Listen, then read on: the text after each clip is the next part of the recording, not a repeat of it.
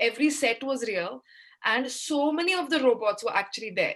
Vijay would keep breaking character. That was there. That's okay. That also made it fun. But once he was done laughing, it was like under arrest बोलना है. You are under arrest. अगर बोलना है पुष्पक तो इस तरह बोलना चाहिए. इस तरह होना चाहिए. Almost, I think all our HODs, barring the cinematographer, were women. During the casting process, we did not gender any of the roles. There are some things that you should never ignore, like climate change. You should not ignore when you talk about science future. You cannot ignore diversity and inclusivity. Science fiction to us is like rational magic. We discussed this internally कि किसको समझ में आएगा, किसको नहीं आएगा. We somehow kind of found refuge in the thought that एक को समझ में आएगा, वो चार को बोलेगा. So somewhere we were doing the pyramid scheme. Guys, thank you so much for joining. Vijay, Radhika, Pooja, Neil. Guys, today I'm joined by the writer-director duo of the new Hotstar show, OK Computer, Pooja and Neil. At the same time, we also have the stars of the show, Vijay Varma and Radhika Apte. Guys, thank you so much for joining. It's a big pleasure. As all of you know, I'm a big fan of the show. I was looking forward to it for such a long time. Later on, when I saw the show, I was like completely blown away. So thank you so much again. Just to kind of get things started, what was the genesis of this idea? How did you think about this particular idea that even if you wanted to make a sci-fi show, this particular story is the one that you wanted to touch upon? I mean, I think the way the story sort of came upon was very fragmented. And I think that's how we also write our stories, where we think of, like we build a character, or we like, with Neil, mostly it starts with a joke. And then, the world building happens, and then, a concept or a thesis is formed. So we form a thesis first, that this is what we want to say with the show. This is the area that we want to sort of now mine deeper, and then we just sort of jump into the story and start structuring it and fleshing them out and everything. But the way it starts, it's very fragmented, and it's very it's a lot of research, it's a lot of conversations, it's a lot of debates, it's a lot of that kind of thinking before we like actually get down to pen and paper. One more thing I think it's very interesting about OK Computer is that it like very actively is trying to make a case for technology. Like was that a philosophy that was very important to you guys as well while creating the show? The image of the scientist has suffered at the hands of a lot of media. When you think of Godzilla, you think of a scientist dumping a harmful chemical into a river, and voila, two years later, Godzilla is born, and Godzilla is going to destroy humankind. So that was an injustice that we wanted to correct. So this was a very conscious decision to be a tech positive show. Yeah. So Vijay and Radhika, I was just getting to you because was the idea and the central philosophy of the show also important for you when you were signing up? It was. In fact, I was kind of mesmerized by the world that Neil and Pooja have created and brought to me. I kind of was introduced to a lot of concepts just by sheer reading of the script. And therefore, I felt like it's something that I have no grasp over. And therefore, I'll need a little more time to get into the world that they're trying to create. What touched me the most and what inspired me the most to take up this story was primarily the satire part of it. And to, like they're saying that they believe more in Lakshmi's philosophy than in Sajan's point of view. I felt like it's such an interesting choice by the makers to put the audience and behind Sajan to tell the story of proving a point that this is not the right thing to do. I think it's like taking a reverse approach to tell something which they actually negate over the. So it's a transition of a character that they wanted to invest to tell this story, which was very interesting. But the humor and the satire part of it was something that I could connect with. The world building and is something that I got introduced to, and I went further along and I discovered more from it. I could not imagine how something like this could be made in India, and by there is no reference that I could see which was made here, or for that matter, a lot of internationally as well, in terms of the the level of genres that they're dealing with. So it was a world that I just felt like, how is it even possible to make something like this? And therefore, that challenge was something that I was completely kicked by. And Radhika, आपके लिए? I agree with Vijay. I think for me also, for the first time, I think more than the character, the world was very different. And that was actually highly exciting, as well as the character. And I think for me also, I mean, there were certain discoveries, of course, technologically and philosophically. There are lots of these things that they've already mentioned. And I mean, I'm so not a very technology loving person, in the sense that I have no curiosity, and so I don't even read anything about what will happen and what AI and all of that. I never take interest. So it was all brand new, and it pushed me to actually do some research. But what was really interesting to me was that it's true that when machines have human faces, that they suddenly become they feel friendly. You feel a connection with the same machines if you just put a face on it, right? Which was a very weird idea. So I mean, for me, I think there were two things which really in my personal life that I kept thinking of, and I'm still thinking of. And one was this, like, for example, a coffee machine. I use it every day. But if the coffee machine started to talk to me, or had a face and had expressions, if the coffee was hot or not hot, then I would form a different connection with the same coffee machine. And that's such a, for a lack of a better word, fucked up thing. And another thing was that the affection for robots and the and the intimacy with robots comes from the fact that they can't harm you. For Lakshmi, comes to the fact that they will obey anything you say. Comes from the fact that they will never say anything against you.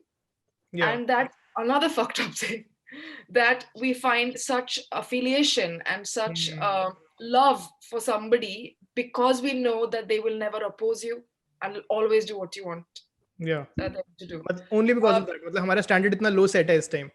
That's the only reason, right? So that was quite interesting for me. I mean, that's really, really interesting, which is why we like pets, and so that changes the perspective of, so we say that the pets are so innocent and that's why we like them, but do we really like them because they're innocent? We like them because they do what you want them to do. You know what I'm trying to say? Like, so that was something I had never thought of before. Maybe I'm dumb that I didn't think of it before. Whatever it is, in my own growth, this came at this juncture. And so this philosophy was actually, for me, that stayed with me. Of course, the whole other debate is very, very interesting, and I'm very new to it. But yeah. No, like especially I think for Lakshmi's character, it was very refreshing to see this character which has who's almost treating the robots like pets, which was a lot of fun to see also. And her just unwavering faith in robots, like even till the end, मेरे को हर point पे लग रहा था कि now she'll break. But of course it does happen eventually, but it still takes a lot of time for her to kind of lose her faith in them जब बहुत ज़्यादा conclusive proof आ जाता है. अच्छा, like Radhika mentioned something very interesting, that like she talks about about giving face to the robots, right? Like I was just thinking that it was just very interesting to see कि now that we are in a world where we keep seeing like new robots coming up, like robots coming up like Sophia and all of that, जिनको human faces दे रखे हैं ना हमने, लेकिन इसमें like the choice that you guys made was to give Ajib like a traditionally robotic face instead of like a human face. So was there a reason for that choice as well? So yeah, I mean, like the idea of that, even Radhika was saying about making faces, it is true, because like as humans, you seek patterns intuitively. With Ajib, what we also wanted to do was have it blend in two spaces. Yes, make it cute, which meant the voice had to be cute, which meant the expressions had to be cute, which meant the body language had to be innocent, childlike, curious. But at the same time, we wanted it to be utilitarian. Because most things that we have around us are utilitarian. They're designed in a very utilitarian way. You don't have, most things are not cute just because it's cute, but you just need to have it look a certain way. Like a car, for example, has to be aerodynamic, and that's why they make it so. So we wanted to blend between utilitarian, the idea of cuteness, and also at the same time the idea of like how things work in India. Like in the end, a Godrej almari is something that we see every day, and how do you use that metal to make a robot? To have it rooted in that sort of like an ISRO satellite, the Mars satellite, and the NASA one looks totally different. So that also had to reflect in the machines that were created in our show. It's also like artistically lazy to pass off a human being as a robot. Just as filmmakers were doing this for the first time, we also felt like there was a responsibility to communicate hard sci-fi and not just create this fantasy of anything is possible. We wanted to live by those rules, and we also wanted to create magic. This is like science fiction to us is like rational magic. When a good magic trick is when you can see the moving parts, but you still can't figure out how it happened. It's not good magic. Just doesn't come from making a large airplane disappear. That's wonderful. But if a magician showed you that I am going to do this, and they still do it, the awe that effect creates is just life changing. Yeah. So if you housed this extremely sophisticated piece of technology inside a human being, that would just take away from all the magic. Then there are no rules. Anything is possible. I could hide God inside a phone and just say that this is sophisticated. ये तो भगवान अवतरित हो गए, लेकिन वो आपके बिल्ली में जी रहे. बहुत आसान है कहना. लेकिन there's a responsibility to as a filmmaker, as an artist, as a communicator of science, to show and not just tell. Okay. Acha, Vijay, Radhika, as performers, I mean, probably this is a very like overdone question, but just still curious, like as performers, since as far as I can remember, I don't think you guys have worked probably in a lot of films or shows which are very heavy on like VFX and CGI and all of that. So while working on this show particularly, was that in any way challenging for you guys, or challenging, again, probably is very cliche, but was that in any way like different for you guys as performers as well? Actually, VFX. Sorry, yeah, Radhika, go please. So actually, no. I mean, for a show like this, you would imagine they'll have a lot of chroma and a lot of these kind of things. They did not. Like, we actually worked. Every set was real, and so many of the robots were actually there. So it was, I mean, I think it's very, very, all the credit goes to them, and it's incredible that they actually managed to do that. But there's a scene where I go home and, you have all these robots and they're talking and they're giving me juice and whatnot. Everybody was there, or even on the crime scene, apart from the hologram, everybody was there. I'm talking about robots. But so it was actually genuinely very interesting to work with these entities around you. Go, Vijay. Yeah, there was barely any, there was no chroma used. Everything that you see is there. Ajib's leg were something that they worked on because it was impossible to wear something and the legs didn't be mobile. His entire body was cast, and there's a person inside. The most difficult job was for that person dealing with the temperature and lack of real vision. And so Ullas, the person who played Ajib, half of Ajib, the body of Ajib, I mean, for me, because like he said, we believe in the world that we've set in. So it is very normal for somebody to talk to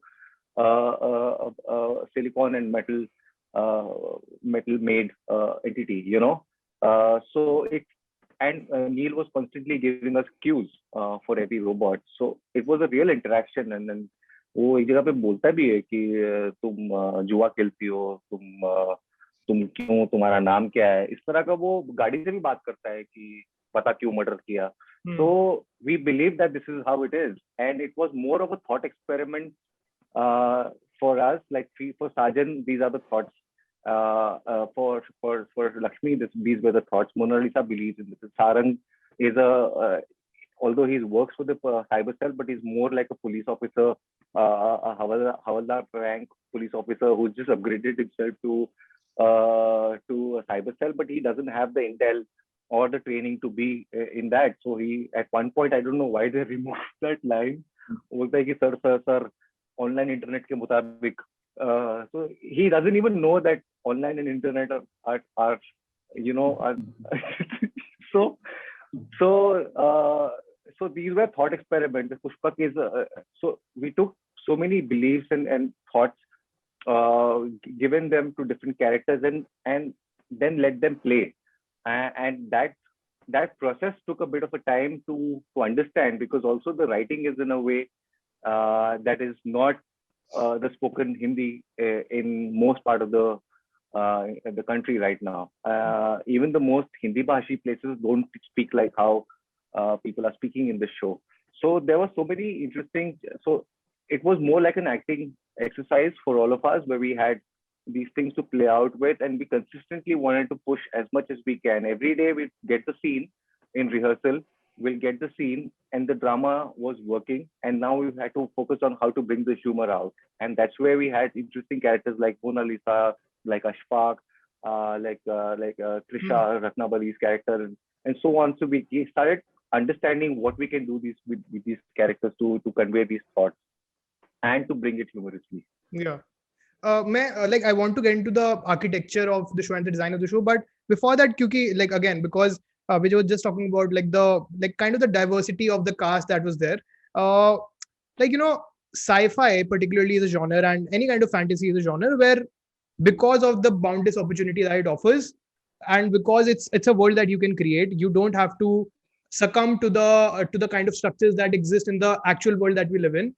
You can kind of go ahead and probably, for example, smash, for example, patriarchal ideas and give important parts to, for example, female characters. Yeah. So even though we it's possible that we don't see a lot of female police officers or women in those kinds of roles in the world that we live in, but at the same time, in your world, so many it was just so refreshing to see ki, only in a way Vijay's character was the male character that was kind of in a position of responsibility, and uske alawa sare roles wo wale women ke paas the. So was that again a conscious choice to kind of make use of the opportunity that sci-fi was offering to you in order to create a more equal world, or is it just something that kind of comes naturally to you as writers?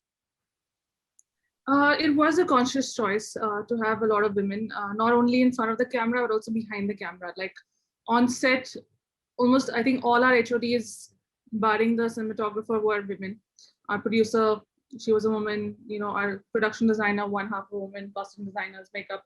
So we did a very conscious choice to have a lot of women on set, to have that diversity and inclusivity on set, which also meant that the narratives we do have to have that kind of representation, and not only because you want to fight for women's rights, or you're a feminist, all of us are feminists, but also because that's how the world is, right? We have so many women around us, but somehow when you see it on films, somehow they're not there anymore. They don't exist anymore. So it was a very, very conscious choice to have a lot of women, and it helps that they were also all good actors, so that obviously really helped. And we want to, it is not just a facet of it being science fiction. I think whatever we do will have that always. Okay. But science fiction, yes. When you think of the future, you have to be, there are some things that you should never ignore, like climate change. You should not ignore when you talk about science future. You cannot ignore diversity and inclusivity, and not just in terms of gender. I'm talking about the binary and the entire even the LGBTQ plus spectra. You should never ignore them, and also have them represent them in a incidental way, that this is like Neil was saying, that they are a part of this world, and not to make a big deal, not to suddenly shine the torch Celebrate. celebrate them or shine the torch at them, because they're also living their lives, right? And why should we always portray them in a certain sort of look? Because then it's the filmmaker and the writer looking down at them, or like talking down, or being patronizing or condescending, and that's what becomes a fallacy with a lot of films with women, because it seems like women don't have any agency left to do what they want to do, and that's a huge flaw, not just in like the world and then, just that, but also in narrative. If you have a story where your main protagonist can't do anything, and everything is just happening to them, that's a bad story to say. You can't say a story where there's no agency. You have to have stories where people are doing something. So these are very, very conscious choices. Even when we started sort of casting, doing the casting process, we did not gender any of the roles. We just went ahead and said that, this, because anything can be played by a girl or a boy, because in the end it's a character, right? When you do these 16 different personality types, it's not like your gender comes in that. So yeah, that's what we decided to do. Okay, Radhika, I think I'll just ask you then another, like, one last question. Again, just taking forward the same chain of thought. Like, how much did this kind of element of the way that the show was written, the fact that there was so much focus on representation, and the fact that so many characters, like not just your character but the other, for example, even the negative character, for example, Ratnabali's character was also, like, so many times we often see, we mostly see these characters being played by men, like even the negative character. It's interesting that, like, even that character was played by a woman. So was that also something that was kind of reached out to you while you were signing up for the show or working on the show? It was quite obvious from the get-go, because Pooja was also involved, and she and Neil were like a really good partnership. I think what was best about this project, and behind the scenes and on screen, off screen and on screen, is that the fact that you have so many female characters, or they are in a position where normally you see men, they've not made a big deal out of it, in the sense we don't talk about it. It's treated as normal. You know what I mean? So that's where I think we all have to reach at some point. And so it's really great to, so you forget to even the fact that, oh, this is a woman or this is a man. I mean, when they came to me also, they weren't sure whether it was supposed to be a man or a woman in the beginning, you know what I mean? And I think every role can be, not every, but depending on the context, but a lot of parts can be switched. And to have that fluidity is actually really great. I mean, we need to have all kinds of fluidity, I think, when it comes to gender. So that was really great, I think, about it. Even on screen, on sets, I mean, it was such a egalitarian set in many ways, which was great. All right. So, I mean, Radhika, if you have to leave. Sorry. Leave in 10 minutes, no? Yeah. I have a call. Okay. Bye. Bye. See you soon. Bye. All right. You didn't give a gender to Ajib, which again is not something that we see in a lot of films or shows about, about robots or about AI. And also at the same time, like, which place was this coming from? Why did you guys make that choice? It came from, even in real life, we tend to discuss things in binary. Especially in cinema, we've seen a long history of underrepresentation. So it helps start a conversation when a different species altogether starts addressing these questions. The fact that Ajib looks at the question of gender as an anomaly, as something that it has to constantly confront with, even though it's not even it's not a blip on its radar. Why should Sajan or Lakshmi or Mona Lisa call it he or she or anything else? Because its biology is simply not the same. It doesn't have organic biology. So what would be the utility of assigning anything to it? It was very interesting for them to take a choice to keep a robot named Ajib, a gender neutral, a non-binary entity. Yeah, exactly. You know, very interesting choice. And like, what was your process of kind of building this world and putting these things in place? कि मतलब आपने कुछ चीजें इस मतलब हमारे real world से उठा के, and you have kind of fashioned it according to the world that you've set it in. So how did you guys make those choices? Yeah. So With Bhalu ka, go. Bhalu ka. Bhalu, I'll talk about Bhalu because that was a very fun idea for us to come up with. Bhalu के CNX के दो reference points थे. CNX के character में हमें ये चाहिए था कि उसको किसी ने देखा नहीं, क्योंकि उसका एक वो बहुत इंटरेस्टिंग नुआंस है, और दूसरा है कि वो हमें नैरेटिव को बहुत अच्छी तरह से सर्व कर रहा था. It was helping us tie up the character to the plot, to the final reveal. So we knew that it was a character that nobody seen for a long time. So we started looking at real life again कि ऐसे कौन हुए इस दुनिया में जो reclusive थे, जो बहुत ही पर्टिकुलर थे, जो एक्सेंट्रिक थे, और जो बहुत अमीर थे या बहुत बड़े थे या पावरफुल थे. So 2-3 names came to mind.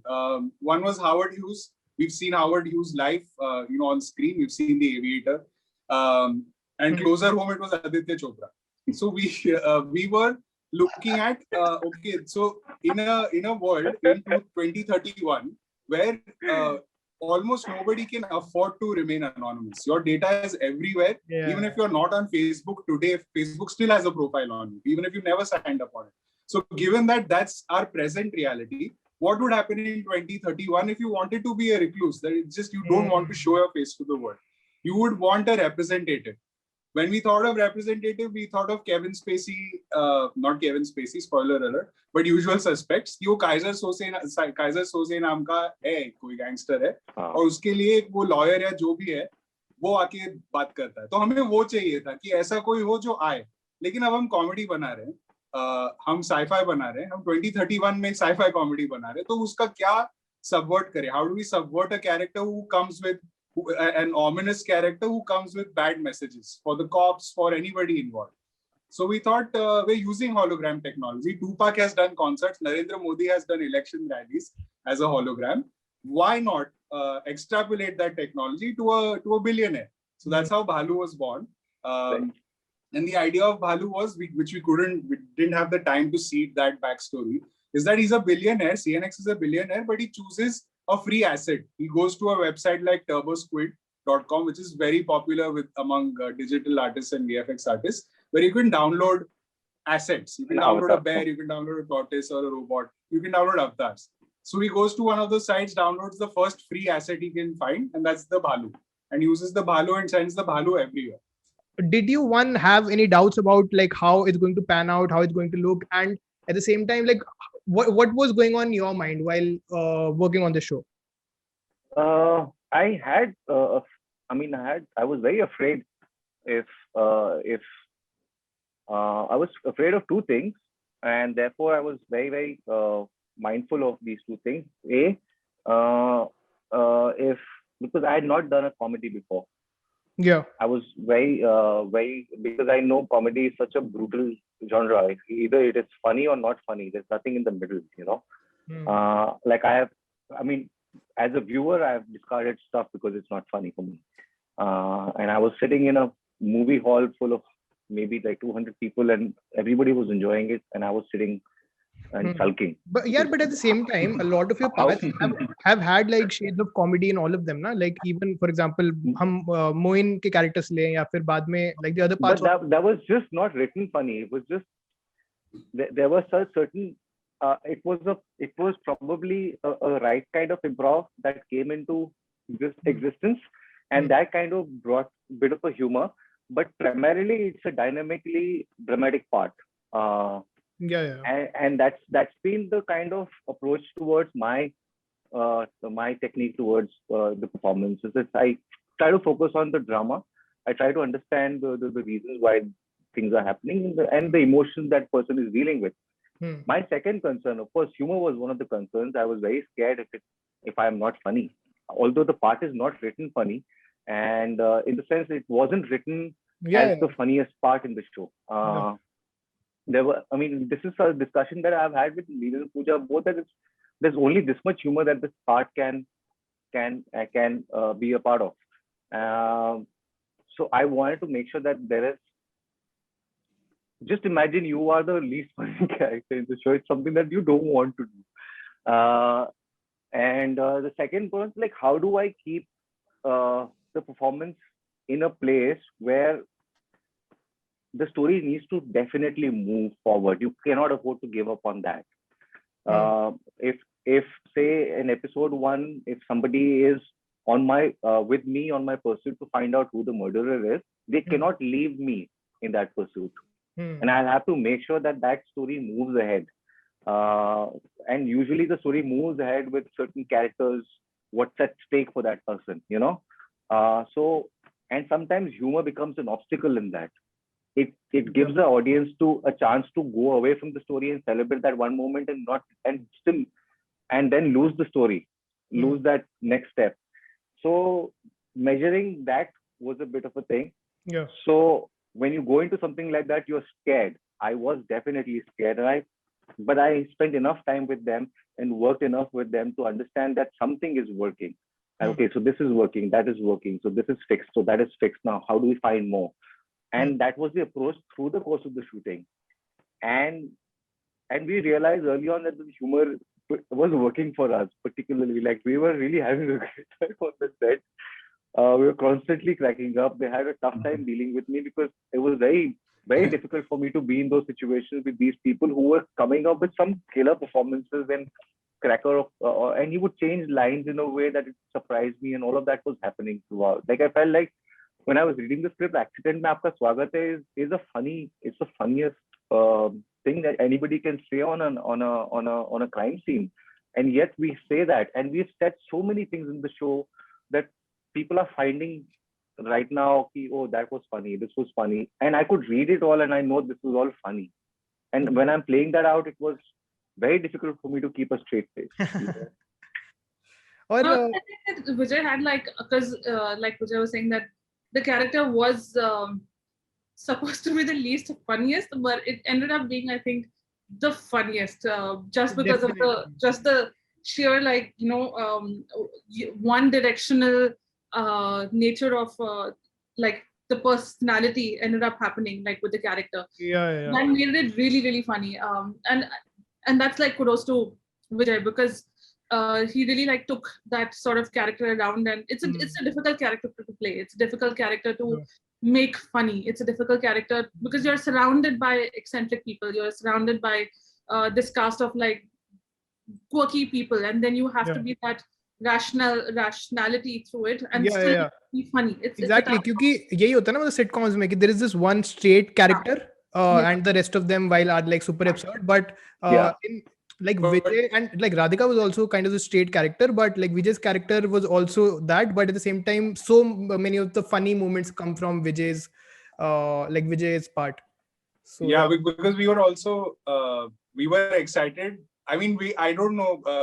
I feel like I remember, from what I remember about Sajan's part, I constantly thought that this is going to be the funniest one. This is going to be, because the other characters are hilarious. Mona Lisa is a standout character, of course. But there is something very, very funny about a character that has to be bound by rules. Like what Vijay pulled off is essentially Humphrey Bogart, a very serious cop. Imagine Humphrey Bogart from Casablanca or any of the noir films that he did, the dozens of noir films that he did. You transport a character like that into a completely quirky, idiosyncratic, absurd context. And that's what Vijay pulled off with the kind of commitment that was insane for us. Like, so we knew that Sajan would be funny on paper, but where Vijay took it, the depths that he took it to, we couldn't have perceived. We couldn't possibly have perceived that this is the kind of commitment that it'll take to make the character funny. On paper, it seemed like, oh, this character is going to be at the center of a lot of absurdity, so the audience will relate to this character because it's the audience's stand-in. It's the audience who's the rational person in the audience. Is like, अरे ये तो मैं हूँ, क्योंकि ये मेरे साथ ऐसे होता है, मेरे भी बेवकूफ दोस्त हैं जो बेवकूफियाँ करते हैं. तो वो तो था पेपर में. That we had the safety net of that being the character.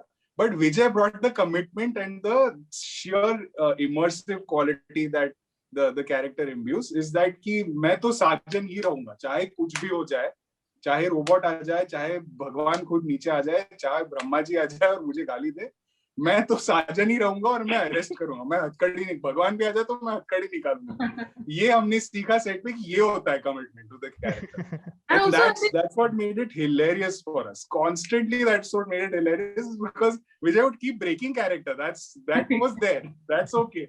That also made it fun. But once he was done laughing, it was like under arrest बोलना है. You are under arrest अगर बोलना है पुष्पक तो इस तरह बोलना चाहिए, इस तरह होना चाहिए, इस तरह का कैरेक्टर होना चाहिए कि सामने ड्रग्ड आउट रॉक स्टार बैठा है पर आप अपनी लाइन से नहीं डगमगाते, आप उधर ही रहोगे. also, I feel like one of the things about comedy, and I think it's a myth about comedy, is that it just happens, you know, like it's just all these people, actors, and everything lines in one room, and it ho jata hai wo. But it's actually not the case. Like just with Vijay and Kani, we ended up rehearsing for 3-4 months, and comedy emerged. Like there's so many lines in the show that ended up happening, like Pav Bhaji. Vijay said it in a rehearsal, and it worked, and which is why it made to the the final cut. The idea was that comedy happens by repetition, that you do it so many times and you keep adding to it, and if it makes all of us laugh, that means that it's working. So then you know, when you're approaching something like this, you are not prepared, because unless you are like really trained in either you have a great gift for comedy, or you've been trained extensively from some really good schools. When you're doing a scene at a crime scene and there's a plastic that hits your head and two people around you are saying, sir, monsoon February mein phir se aa gaya, and somebody says evidence, isko touch mat karo. How are you supposed to react to that? Nobody prepares you for that. Then these are the difficult choices you need to make, whether you play, whether you add to the humor that they are creating, or you just believe in the situation that it is evidence and I can't touch it.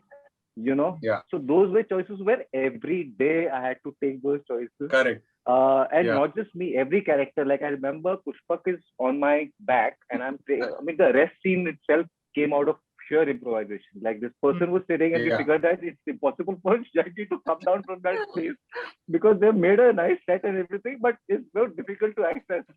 Now Jackie is like, how do I come down? Now we figured like, how do we bring him down? So how do we arrest? And I want to arrest him.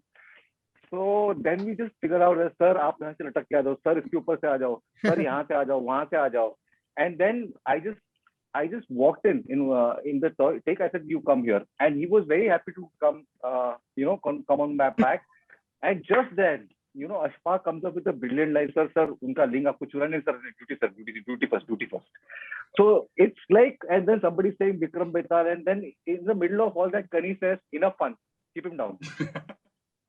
So, and all of this is happening, and Sajan still is convinced that he has to arrest this person, So, and not to play up to these lines, not to react to all these incredibly clownish lines.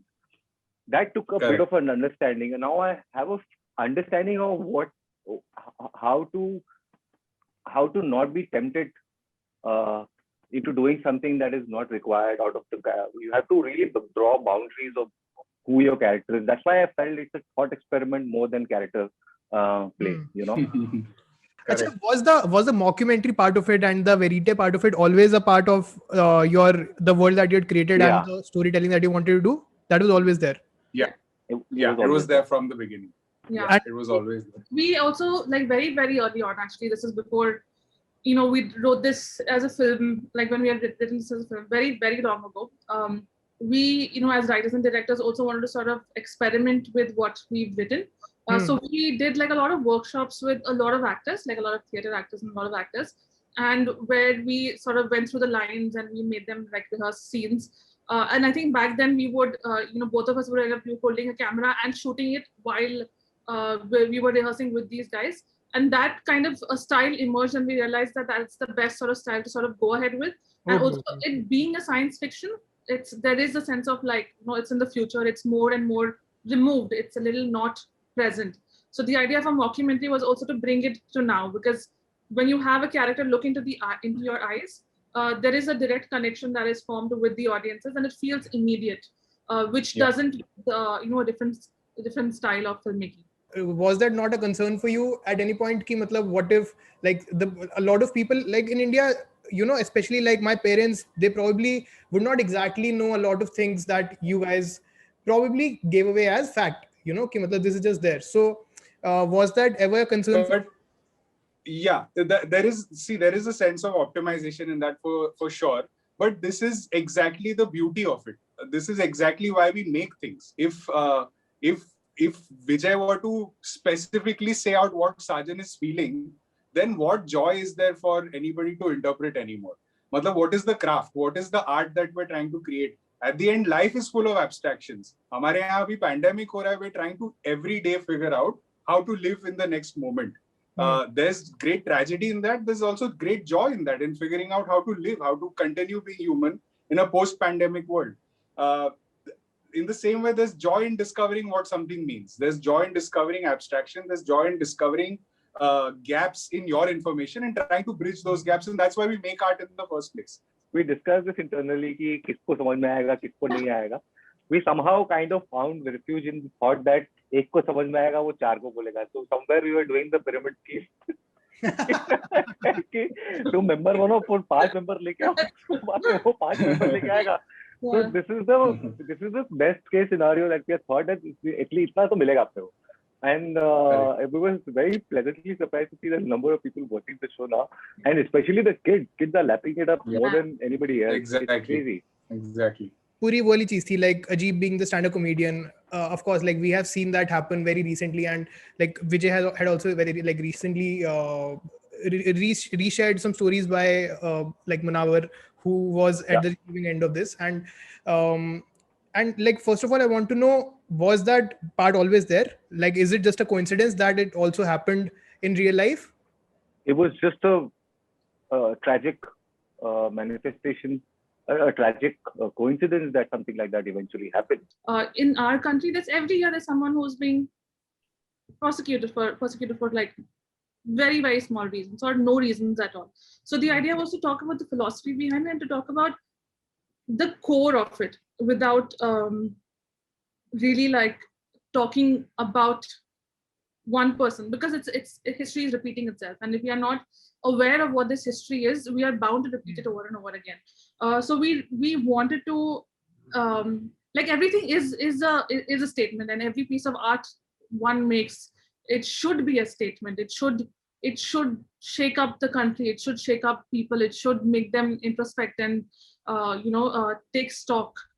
So when we did like the entire sort of media persecution of Ajib, for example, it's happened before with, like how Vijay was saying, with someone who happened recently. It's happened before with a lot more people, and it's unjust. We talk about, like, when Being Human comes and talks about the idea of minorities. It's not new. It's not new in this country. It's not new in a lot of countries. So we really wanted to talk about it, and comedy is also a great tool to talk about it. When you look at Dave Chappelle's stand-ups, it shakes you up. When you see George Carlin, it shakes you up, and it's meant to be that. You are, what comedy does is it puts you in a pattern, it lulls you into a pattern, and then it breaks that pattern, and that breaking of pattern is what shakes you.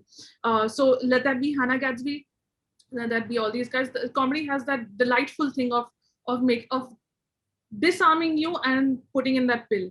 Like when Russia was going through their sort of authoritarianism, where the government was saying everything, magical realism was born there. Right? It became a thing because of that government. The idea that you can't talk about the system, so you make it so absurd, you make it so magical, realistic, that it just, people don't realize it. So there have been so many cases where in what's his name? Sarah, what is that? The pomegranate film. Anyway, so that in that film also, like when it was criticized, and then the government officials went to the theater and they fell asleep because it was so magical and so absurd that they just could not understand. And they said, how can this be anything against us? And it went, and that's how it's worked. And science fiction has that science fiction and comedy has that tool where you can talk about a lot of things without being provocative. Yeah, like this is a big learning, like from this show, that I personally also had a takeaway from this show, ki matlab, how we can still like tell such stories without actually getting arrested, probably, like that is if right now the minimum thing. Neil, you were saying something. And because you mentioned minimum, that's how we keep thinking of it, is that there has to be a minimum guarantee for everything. If we're living in a world where everything is commodified, where our ideas, our creative labor is commodified, our visibility, if we don't appear on Instagram or YouTube or wherever a certain number of times a day, it means we might make less money. It might mean that our ideas are less exposed to fewer people. The problem in our society is that we've fetishized authority so much right now that we are willing to accept any idea that trickles down the structures of power, but we won't look at art the same way. We are very critical of art, which is a good thing, but it has to come from an informed and rigorous place, an inclusive place. Let's our societal impulse is to go off and ban things. One is that you cannot simply suppress works of art. The second is that a very effective tool, I find ban stupid is that because a very effective tool, a much better tool to attack an artist is to unsubscribe. Just unsubscribe right now. Don't watch this. Don't watch anything that this artist is making. That's the most economically challenging thing you can do to an artist. That's a real life consequence. Just stop following them. That's one less viewer. Again, in a commodified world, one less subscriber, one less viewer has a real life implication on an artist in an artist's life. Do that. Gladly do that. That's I find that those tools are much better. It's our duty. That's what else are you going to do as an artist if you're not able to challenge power, whether that power is a housing society, whether that power is your parents, whether that power is your government. It behooves art to do that. It's literally that's why I was saying by minimum guarantee. Sorry, I took a longer path to get there, but we have to offer each other minimum guarantees then, that if I am producing a work of art and presenting it to you, feel free to assume that the minimum guarantee I'm providing is that it has to wake up your mind, it has to provide you new perspective, it has to produce new insights, it has to change your life in some way. And my expectation of critics or government or whatever is to produce rigor. If you're going to criticize work, let it come from a place of deep rigor, deep analysis. If my minimum guarantee from authority, from government would be that you have to serve the needs of the people that you're serving with complete equity, with complete inclusivity. These are minimum guarantees we can promise each other, and this is something that we can pull off in this world. But yeah, guys, thank you so much. So I mean, this kind of brings us to the end of the conversation. This is the longest chat I've ever had in my 10 years of working. Wow, man. So, but I'm very happy to actually hear both Neil and Pooja and Harshit your observations. So it was very nice. Yeah, guys, thank thank you so much for giving I so much time from your schedules, and it was again a lot of fun and also so insightful for me as well. So thank you so much. If you still haven't seen West, तो possible नहीं है कि आपने नहीं देखा फिर भी इतना यहाँ तक वीडियो देख रहे थे. But just in case you haven't seen OK Computer, please go watch it. Cool. Thank you. Thanks so much. Thank you. Thanks for having us.